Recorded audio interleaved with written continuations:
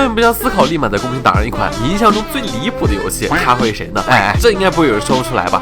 老板们，这五一假期在家爆更的章子 ，OK， 兄弟们，假期已经过了3天了。虽然不知道你们总共放了几天假，但应该不会已经有人今天就上班了吧？那不知道你们平时打游戏有没有想过一个问题？哎，你在放假出去玩的时候，游戏里的 NPC 一般都在干嘛呢？最近烟云16生也在游戏里有整骚操作了啊，直接让游戏里的 NPC 集体摸鱼，堪称游戏界的劳动节起义。想到因为要让游戏 NPC 在劳动节放假，烟云制作组假期还得坚守岗位，我就想笑。所以继核心上线之后的烟云16生，劳动节又整出了什么抽象操作？咱们今天就一块聊聊看，顺带也盘点一部烟云上线这么久以来还整过什么花活。话语多动，你发在小手来上方免费赞，咱们直接开始。那首先还是得搞清楚劳动节的真正含义，劳动者的节日，连游戏里的 NPC 都得享受带薪休假。5月1日到3日，有不少这种 BOSS 都集体挂出免战牌，宣布罢工。各位少东家如果想去挑战，估计只能看到随风飘扬的免战牌了。像是佛光顶田英、白头城郭鑫这些比较难的 BOSS， 直接就不给你打的机会。不是哥们儿，合着我辛辛苦苦练级，好不容易赶上放假可以打几把游戏了，结果你跟我说 BOSS 放假了，转头一看，官府这边也贴出了放假通知，商贾东家遗体下情，不可缺失克扣；江湖游侠亦存礼义，不可踹门催业；屡礼诸坊以武笙歌，不蹈行宪之律。好，烟云你是懂劳动节的，而且更离谱的是，劳动节这几天，如果你没事干，准备开一把斗地主，你猜谁会来跟你一块打牌？没错，放假期间不能被挑战的 BOSS 会有几率加入牌局，跟咱们一块斗地主。不过说实话，一块跟 BOSS 打牌，确实还挺有放假那味儿的。大意是，如果你非得让他们加个班，也不是不可以，可以使用这次新上的奇术黄金溪来召唤一波 BOSS，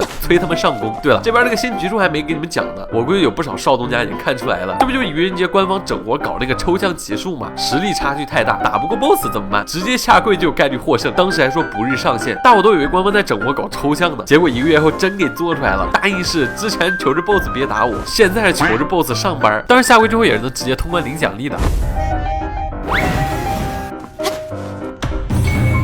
好，跪求 BOSS 上中，打不过的还得下跪求饶，我愿称之为烟云窝囊模式，简称燕窝。但是黄金蝎的技能只对镇守 BOSS 生效，并且已经通关的，首次打 BOSS 是无法生效的。如果多人联机打镇守 BOSS 的话，一人下跪即可全队完成，其实也不错了。不过官方同时也强调了无法使用黄金蝎的3个场景：弱水岸、不羡仙、大义熔炉。黄金蝎我有3不跪：不跪血仇，不跪心魔，不跪贪官。不该跪的咱们绝对不跪。在这点上，官方整活之余还是比较有心的。除了这家整活玩法以外，之前因为不少奇术也是比较有意思。学会缩骨功后，咱们能化身拇指姑娘，钻墙缝金鼠洞，探索微观世界；学心通百兽奇术后，能听懂动物说话，瞬间打开新世界的大门。清河这边的狗吵着要跟咱们抱抱。有一说一，烟云16生的整活能力在同行里面也只能说数1数2的了。你看之前还整过什么燕云侠奥会，我印象最深的就是这边的抽象玩法极速老侠，背着老太太直接满城乱窜。还有当时我估计各位少东家印象最深的，还得是清河村头那只战斗力爆表的大鹅。如果你当时也跟我一样，因为手贱想打一下鹅，结果却被反追着跑了好几条街，可以在弹幕打上是我没错。玩家除了亲切称之为清河第1强者外，官方也是直接贴心将其换算成战力单位，1鹅等于1万战力。所以你们现在有几鹅呢？同样离谱的还有之前 1.8 版本上线的合家行玩法，也是把抽象程度拉满。玩家被捕后，侠园、结义、师徒都可能被连坐入狱，主犯和从犯还要一起游街，接受百姓爱的教育。偷了 NPC 一个包子，结果整个帮派都被抓了。烟云，你是懂什么叫株连九族的？今年春节，烟云直接把开封城变成了武侠春晚，玩家不仅能放烟花、打麻将、玩相扑，还能参加走马观花游行，跟着 NPC 队伍抢五福，抢到第1名的玩家能直接获得福气值，直接在游戏里体验了一把春节内卷。那总结来看，烟云官方的整活骚操作永远让玩家摸不着头脑，却又欲罢不能。官方也在尽力用更多的创意和脑洞，硬生生把这么一个武侠游戏给完成了抽象整合玩家欢乐多的游乐场。目前来看，烟云这游戏一定程度上在单机沉浸感与 MMO 社交之间找到了平衡点。那不知道你们感觉烟云目前上线这么久以来，在你心里边有没有达到当时上线前的预期呢？感兴趣可以评论区评论一会儿。OK， 那么以上就本期视频的全部内容了。那么艾文笑这没事的，别和张子就是3关注，咱们下期视频再讲，拜拜。